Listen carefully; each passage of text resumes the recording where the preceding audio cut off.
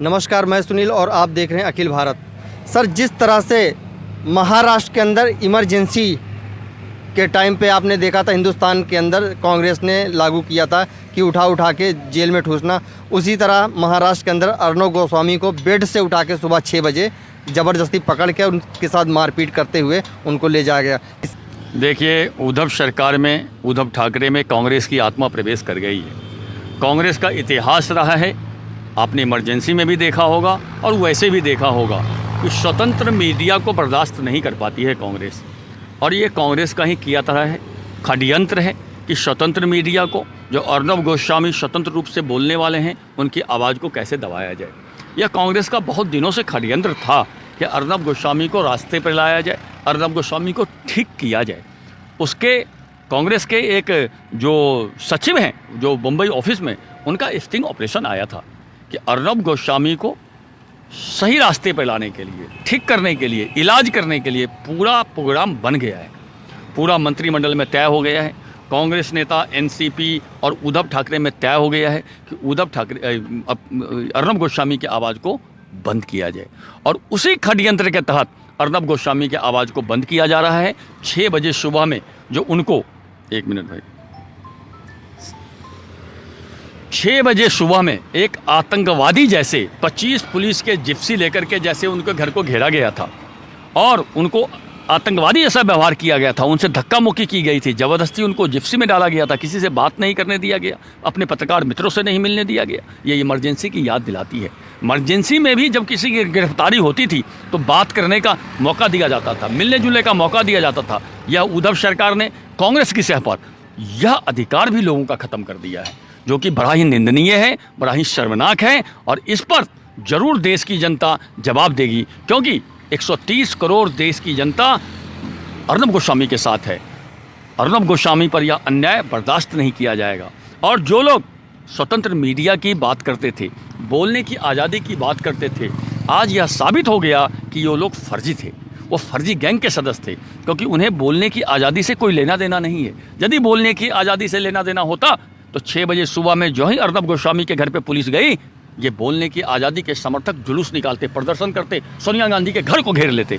लेकिन नहीं, ये घर में घुसे हुए हैं, बिल में घुसे हुए हैं। सर, जिस हिसाब से 2 साल पहले सबको देश में डर लग रहा था, आमिर खान जैसे, मुनव्वर राणा जैसे लोग बोलते थे कि देश में माहौल इतना बिगड़ गया है कि ये देश रहने लायक नहीं है, यहाँ पे अभिव्यक्ति की आज़ादी नहीं। क्या एक प्रेस पत्रकार को जिस तरह से दबोच कर वहाँ पे लाया गया है, आज वो लुटियंस मीडिया और वो टुकड़े टुकड़े गैंग, मुनव्वर राणा ने अभी 2 दिन पहले ही बोला था कि जिसने भी मोहम्मद साहब का कार्टून बनाया है उसका अच्छा किया है, जिसने भी उसका गला रेत दिया है।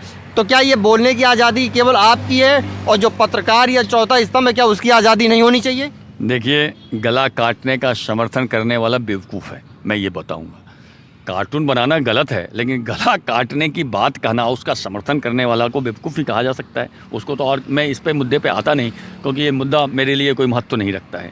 जहाँ तक बोलने की स्वतंत्रता की बात है, तो मैं पुनः बता रहा हूँ कि यह स्वतंत्रता अधूरी है। ये सिर्फ वामपंथियों अपने लिए बोलने की स्वतंत्रता मांगते हैं, अपने विरोधियों के लिए बोलने की स्वतंत्रता का वो कभी समर्थन नहीं करते हैं।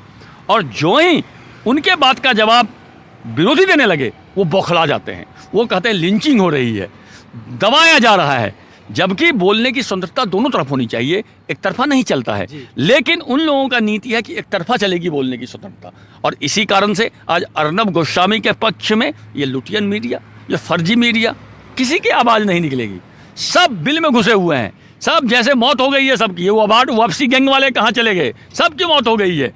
लेकिन आज जज रवीश कुमार को, कल्पना करें रवीश कुमार को जेल में बंद कर दिया जाए, प्रसून वाजपेयी को जेल में बंद किया जाए, अवसार शर्मा को जेल में बंद किया जाए, ये लोग बिल से फर फर करके निकलने लगेंगे, जैसे लगेगा मिर्ची लग गई इनको। तो ये दुगले किस्म के लोग हैं, इसलिए मैं इनके बातों पर ध्यान नहीं देता है। ये लोग दुगले किस्म के हैं। लेकिन अर्नब गोस्वामी पे जो कार्रवाई की गई है फर्जी तरीके से 2018 के एक फर्जी केस के मामले में, वह अर्नब गोस्वामी पर अन्याय है। देश के मीडिया पर, चौथे स्तंभ पर मीडिया जो है उस पर हमला है, और राष्ट्रभक्त पत्रकारों पर हमला है। यह देशभक्त पत्रकारों पर हमला है। इसे देश की जनता बर्दाश्त नहीं करेगी, और समय आने पर देश की जनता जरूर जवाब देगी। सर, जिस हिसाब से मोदी सरकार पूरी तरह इस पर चुप है, इस मामले पे, आपको नहीं लगता कि केंद्र सरकार को इस पर कुछ संज्ञान लेना चाहिए? बिल्कुल, अब समय आ गया है, क्योंकि पाप का घड़ा बहुत भर गया है। केंद्र सरकार इतने दिन तक इंतज़ार कर रही थी कि ये लोग कहाँ तक आगे बढ़ते हैं, लेकिन ये लोग जितने आगे बढ़ गए हैं तो इनका पाप का घड़ा बढ़ गया है, वो अब फूटने ही वाला है। और केंद्र सरकार को चाहिए कि इस पर अंतिम चोट करे और महाराष्ट्र में राष्ट्रपति शासन लगाए, और इस तरह के अर्नब गोस्वामी, सुशांत सिंह राजपूत वाले जितने मामले हैं, कंगना रनावत वाले, सबको सीबीआई को दे दिया जाए। नहीं तो एक मामला सीबीआई को दिया जाएगा, ये दूसरा मामला खोल देंगे फर्जी, तीसरा मामला फर्जी खोल देंगे। यहाँ सीबीआई को लिख के दे दिया जाए कि इन लोगों से संबंधित जो भी मामला होगा उसकी जांच सीबीआई करेगी, मुंबई पुलिस नहीं करेगी। इसका इलाज यही है। अब मैं सोच रहा हूँ कि शाम तक दबाव में आकर के मजबूरी में सोनिया सेना अर्नब गोस्वामी को ससम्मान रिहा करेगी, और यदि नहीं रिहा करेगी तो केंद्र सरकार महाराष्ट्र सरकार को बर्खास्त करके वहाँ राष्ट्रपति शासन लागू करे और सारे केस को सीबीआई को ट्रांसफ़र कर दिया जाए। सर, जिस हिसाब से अर्नब गोस्वामी ने सुशांत सिंह राजपूत केस को, कंगना रनावत के केस को जिस तरह से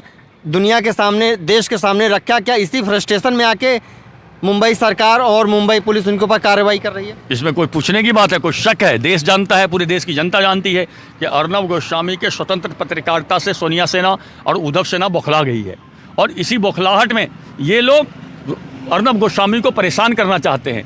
विभिन्न स्टिंग ऑपरेशन में ये बातें आ चुकी है कि अर्नब गोस्वामी को कैसे परेशान किया जाएगा, अर्नब गोस्वामी के टीवी चैनल को किस तरह बंद करवाया जाए, अर्नब गोस्वामी के मुंह को किस तरह बंद कर दिया जाए, क्योंकि एक स्वतंत्र पत्रकार की असमय मौत हो जाए। इसका चक्रव्यूह रचा गया था, और उसी चक्रव्यूह के कारण यह कार्रवाई हो रही है फर्जी तरीके से। लेकिन केंद्र सरकार भी बैठी हुई है, मोदी सरकार भी बैठी हुई है, वो किसी भी फर्जी कार्रवाई को समर्थन नहीं करेगी और इस तरह से इन लोगों को चाल को चलने नहीं देगी। मैं दावे के साथ कहता हूं कि शाम तक ही इन लोगों की सारी चालें नाकामयाब हो जाएगी और अर्नब गोस्वामी अपने घर में आएंगे।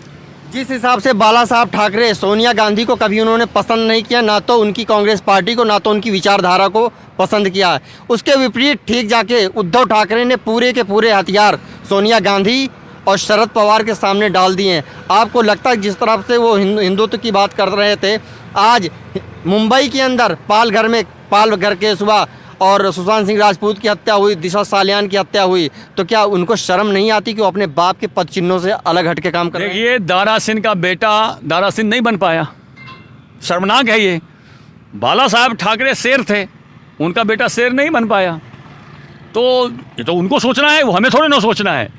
लेकिन यह तो सही है कि पाल घर में साधु की हत्या हो गई, उस पर हिंदू हृदय सम्राट के बेटे ने कोई कार्रवाई नहीं की, यहाँ तक कि हत्या करने वाले के बचाने का उपकरण किया गया, यह तो साबित है। तो अब ये तो महाराष्ट्र की जनता भी देख रही है कि कहाँ हिंदू हृदय सम्राट बनते थे, कहाँ हिंदू विरोधी बन चुके हैं। महाराष्ट्र सरकार हिंदू विरोधियों की सरकार हो चुकी है सोनिया सेना के प्रभाव में आकर के। तो ये देश की जनता और महाराष्ट्र की जनता देख चुकी है। तो उनके पिताजी क्या थे इससे फ़र्क नहीं पड़ता है, फ़र्क पड़ता है कि उद्धव ठाकरे जी क्या हैं। और उद्धव ठाकरे जी सच्चाई के साथ नहीं है, गलत के साथ हैं, हिंदुओं के साथ नहीं है, दूसरे के साथ हैं। यह देश की और महाराष्ट्र की जनता देख रही है, और समय आने पर इन्हें ज़रूर सबक सिखाया जाएगा। बहुत बहुत धन्यवाद सर, मुझसे बात करने के लिए।